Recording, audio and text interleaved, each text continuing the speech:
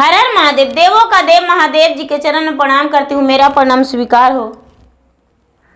माता गौरा पार्वती के चरण में प्रणाम करती हूँ, मेरा प्रणाम स्वीकार हो।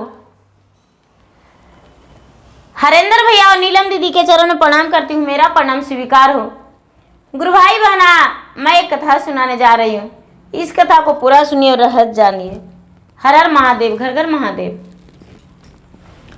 गुरु भाई बहना, एक बार की बात है कि ये जो भोलेनाथ थे, वो भोलेनाथ पृथ्वी पर भ्रमण करने को लिए आ रहे थे और अपने शिष्य को देखने को लिए कि मेरा शिष्य कौन दुखी है और कौन सुखी है, कहाँ किस प्रकार कैसे सब रह रहे हैं। जब ऐसा देखने को लिए आ रहे थे तो पार्वती अपने महादेव से बोले, हे महादेव जी, आप तो बार बार अकेले चले जाते हैं, क्या आपके साथ जाने लायक मैं नहीं हूं? महादेव कहते हैं, ऐसा बात नहीं है पार्वती, आप बहुत दयालु हैं, इस कारण आपको साथ में ले जाने का मन नहीं करता है। बोले कैसे? बोले नहीं, आप किसी को भी देखकर दयावान हो जाते हैं। बोले नहीं महाराज, ऐसा हम नहीं करेंगे। तो बोले ठीक है, मेरे साथ चलो। अब जो पार्वती थे, पार्वती महादेव के साथ आ गए तो रात्रि में महादेव चारों तरफ घूर रहे थे। चारों तरफ घूर रहे थे तो वहां चार चोर था। चार चोर था और चारों चोर जिसके घर पा रहा था उसके घर लूट लपेट के ले जा रहा था। लूट लपेट के ले जा रहा था और गठरी में बांध के अपना घर पहुंचा रहा था। माँ जो पार्वती थे बोले अपने महादेव से, एक ऐसा लीला है, लोगों ने तो अपना लिए धन जमा करके रखा है और उनका घर से ये जो चोर है, चोर देखिए तो गठरी में बांध बांध के अपना घर ले जा रहा है। हे महादेव जी, आपको थोड़ा सा भी नहीं लगता है कि इसके लिए भी कुछ करना चाहिए? महादेव जी कहते हैं कि आगे आगे देखते जाइए, आज के रात्रि में तो ये देखें, कल के रात्रि में क्या देखिएगा वो देखिए। इसीलिए तो हम आपको लाने के लिए तैयार नहीं रहते हैं कि आप जो हैं वो बड़े भावुक हो जाते हैं, इसीलिए आपको हम नहीं लाते हैं। पार्वती चुप हो गए। सुबह हो गया। जब सुबह हो गया तो एक बुढ़िया के रूप धारण कर लिए और महादेव एक बूढ़ा का रूप धारण कर लिए और दोनों गांव में नगर में घूमने लगे। जब नगर में घूमने लगे तो जिनका घर में चोरी हुआ था उनका घर भी गए द्वार पर भिक्षा मांगने के रूप में। तो देख रहे हैं कि उनका घर तो हाय धन कर रहे हैं कि कितना मेहनत से मैंने धन जमा किया और आज मेरा धन लूट कर लेकर चला गया, सारा धन मेरा चुरा लिया। महादेव उसके द्वार पर भी गए जिसका घर में चोर था और चोरी करके लूट के लाया था। जिसका घर में चोरी करके लूट के लाया था उनका तो खुशी अपरंपार था, बहुत प्रसन्न था, बड़ी खुश था और खुशी होकर उछल रहा था, कूद रहा था, मस्ती में झूम रहा था।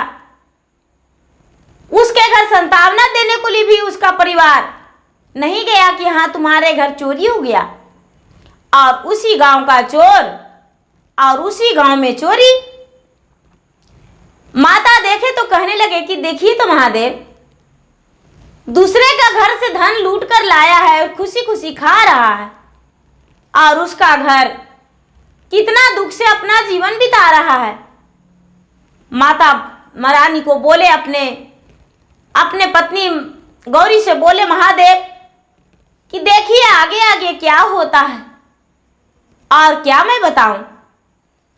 दूसरा दिन जब रात बीता तो महादेव फिर अपना रूप में आ गए और गौरी भी अपना रूप में आ गए और घूमने लगे चारों तरफ। तो देखते हैं कि महादेव का जो मंदिर है, मंदिर में एक बहुत बड़ा सोने का घंटी टंगा हुआ था। सोने का घंटी टंगा हुआ था और महादेव का जो शिवलिंग था वो बहुत छोटा था।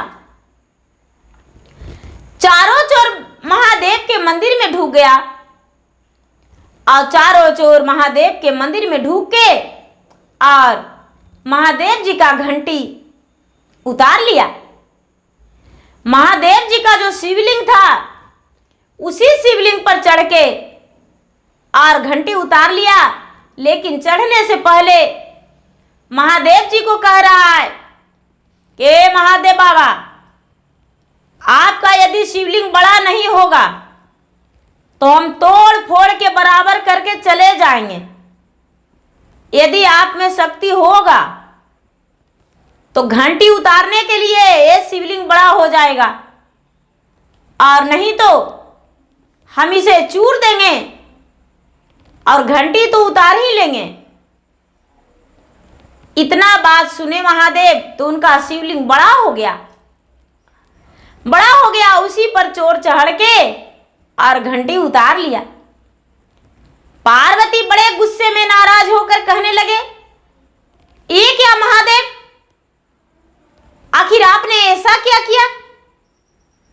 क्यों किया ऐसा जो आपका शिवलिंग बड़ा हो गया और उसी पे चढ़ के अब आप कहीं घंटी चोरी कर लिया? फिर भी महादेव मुस्कुराते हुए बोले अपने पार्वती से, हे पार्वती, आप कृपया गुस्सा ना करें, देखते जाएं। पृथ्वी पर आप मेरे साथ आए हैं भ्रमण करने के लिए और देखने के लिए। देखिए क्या होता है। गुरु भाई बहना, जब सवेरा हुआ तो उस मंदिर का जो पुजारी था, पुजारी का भी पूजा का सामग्री वहां था, कुछ रुपया पैसा भी रखा था, वो चोरी हो गया। चोर सब चुरा कर लेकर चला गया।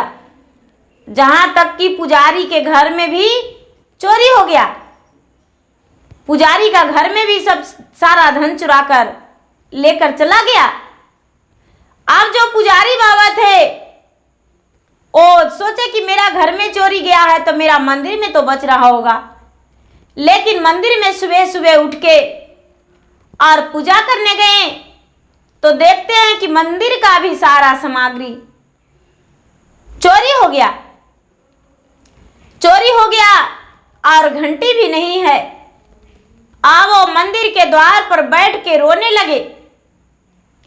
मंदिर के द्वार पे बैठ के रोने लगे और कहने लगे कि मैंने लोगों से चंदा करके और सोने का घंटी बनाया। मैंने दर दर भटक के भीख मांगा और सोने का घंटी बनाया। मैंने थोड़ा थोड़ा करके अपने बच्चे का प्रतिपाल करता हूँ और प्रतिदिन मंदिर में समय देता हूँ। लेकिन महादेव का ये भी नहीं लगा कि जिन्होंने चोरी किया था वो अंधा हो जाता। महादेव ऐसा क्यों नहीं किए? और इतना कह के भी उसके बाद सिर्फ एक लोटा जल ले जाकर और महादेव पर उझल दिया। महादेव पर लोटा के जल उझल दिया और कोई सामग्री उसके पास नहीं था। और पूजा करते हुए महादेव से बड़े दुखी होकर बोला, हे महादेव, जो चोरी किया वो तो अच्छा किया, लेकिन मैं अपने नजरों के सामने चाहता हूं कि वो अंधा हो जाए और वो तड़पे और उसका धन कोई और ले जाए। इतना ही में महादेव एक बूढ़ा का रूप धारण करके और माता पार्वती एक बुढ़िया का रूप धारण करके ब्राह्मण के पास प्रकट हो गए और कहने लगे, क्या हुआ ब्राह्मण? बोले, क्या कहूं बाबा, मेरा घर में रात्रि में चोरी हो गया और मेरा घर में से सारा धन चुरा लिया। लेकिन घर से चुराया तो कोई बात नहीं, मैंने मंदिर में दर दर भटक के चंदा मांग के और घंटी बनाया था, घंटी भी चुरा लिया और पूजा का सामग्री भी चुरा लिया। महादेव कहने लगे उस ब्राह्मण से, चिंता मत करो ब्राह्मण, रात्रि के समय में इसी मंदिर के पास आ जाना और उसके बाद ये जो ब्रिज है, ब्रिज के ऊपर बैठ जाना और देखना क्या होता है। ब्राह्मण बोले, अच्छा तो हमें बोलना क्या है? बोले कि समय आएगा तो बता देंगे। ओ ब्राह्मण चुप होकर संतोष करके हिम्मत करके पूजा पाठ करके चले गए। घर में उनका जो भोजन बना वो सारा परिवार खाएं और खाकर और सो गए। लेकिन ब्राह्मण को नींद नहीं आया। वो जब 10 से 11 बजा तो ब्राह्मण मंदिर के पास आ गए। मंदिर के पास आकर और खड़ा हुए तो वही बूढ़ा और बूढ़ी वहां पर प्रकट हो गए। बोले कि आ गए ब्राह्मण? तो हाँ, इस ब्रिज पे चढ़ जा और ब्रिज के ऊपर बैठ जाना और चोर आएगा बंटवारा करेगा तो बोलना कि एक चोर ने चोरी किया लेकिन मेरा हिस्सा कहाँ गया, मेरा हिस्सा भी दो। बोलेगा कि अरे कौन बोलता है, तो मेरा मंदिर का घंटी चुरा लिया, मेरा मंदिर का घंटी वाला हिस्सा कहाँ गया? बोले कि ठीक है। अब जब चोर आया गुरु भाई बहन, तो ये जो ब्राह्मण थे, ब्राह्मण तो ऊपर बैठ गए और चोर आया बंटवारा करने लगा। बंटवारा जब करने लगा तो एक दूसरे से बोला कि भाई तू बांटो तो तू बांटो, ऐसे करते करते और वहां पर भाग लगा दिया। 5 चोर था, 5 भाग लगा दिया और भाग लगाकर छोड़ दिया। भाग लगाकर छोड़ दिया तो ये ऊपर से बोलता है कि भाई तुम तो हिस्सा 5 ही लगाए हो, मेरा हिस्सा कहाँ गया? अब इन लोग बोलता है, अरे मेरा हिस्सा? तुम कौन हो? बोले, अरे मंदिरवा के घंटिया तो चुरा लिया लेकिन मेरा हिस्सा कहाँ गया? मैं वही हूं जो तुम लोग सोचा। अब 5 वहां से भाग गया और बोलता है कि अरे भागो, भूत है, इस ब्रिज पे भूत रहता है। और 5 सारा धन छोड़कर भाग गया, सारा धन छोड़कर भाग गया। ए ब्राह्मण उतरे और कहने लगे कि महाराज, फिर बूढ़ा और बूढ़ी जो थे वहां पर कट हो गए। महादेव कहने लगे, महाराज सारा धन छोड़कर भाग गया। बोले कि देखो, धन तो ईमानदारी से मंदिर में रख दो और मंदिर में रख के आज सवेरे जब हल्ला होगा कि मेरा घर चोरी हो गया तो तू कह देना कि धन जो है मंदिर में किसका धन पड़ा हुआ है, बहुत सारा धन है। सवेरे आएंगे, जिनका धन रहेगा वो लेकर चले जाएंगे। गुरु भाई बहना, जब सवेरा हुआ तो ब्राह्मण शोर मचाए, लोग गांव का लोग शोर मचाए तो ब्राह्मण भी शोर मचाए कि भाई मैं पूजा करने गया था तो मंदिर में बहुत सारा धन रखा हुआ है वो किसका धन है, जाके अपना धन ले लो। जब धन गांव वाले पाए तो बड़े प्रसन्न हो गए कि मेरा धन तो मंदिर में छोड़ दिया था। अब दूसरा दिन फिर बूढ़ा बूढ़ी मिले ब्राह्मण को और कहने लगे कि तुम्हारा धन तो नहीं लौटा और नहीं तो मंदिर के घंटी लौटाया। अब एक गांव के पश्चिम में बर का वृक्ष था, बहुत बड़ा। चोरों ने वहां प्लान बनाया कि वहां बंटवारे करना है, लेकिन उस वृक्ष पे जाकर भी ये ब्राह्मण बैठ गए। और जब बंटवारा करने लगा चोर, तो ब्राह्मण कहते हैं कि रे तूने तो बांट लिया, लेकिन मेरा हिस्सा कहाँ गया? चोर बोलता है कौन हिस्सा? तो ही मंदिर वाला हिस्सा, जो तूने घंटी चुराया, मेरा धन चुराया।